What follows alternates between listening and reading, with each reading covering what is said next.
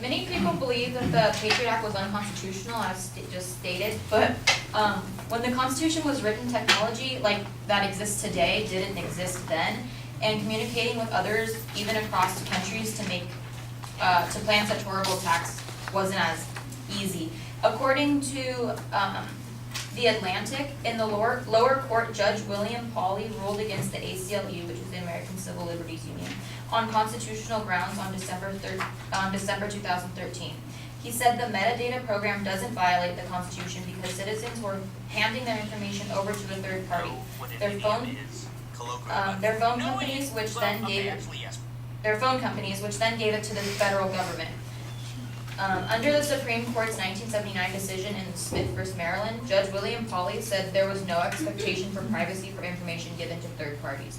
So even if technically they're not taking it directly from you, they're taking it from a third party, which according to the 1979 decision in Smith v. Maryland, there were no expectations for privacy if it's given to a third party.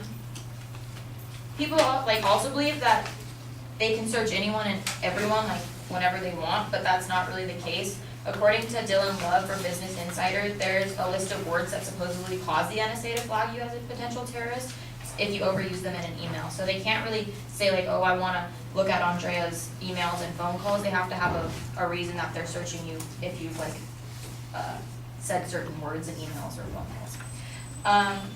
Also, they said that it doesn't deter terrorist attacks. However, there's a deterrence factor, which says that terrorist offenders and wrongdoers find it more difficult to plan and organize their attacks and crimes. Simply the very real possibility of them being caught may make many of them change their minds. So even though they're not, just knowing that there is more surveillance, they might not even want to do a crime because they are scared of getting caught.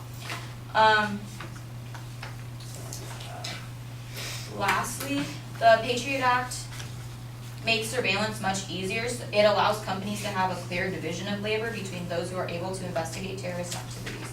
Surveillance used to be a very awkward process, but with the Patriot Act, even for government agencies, it has smoothed over a lot of the rough spots in just collecting information that can deter a terrorist attack.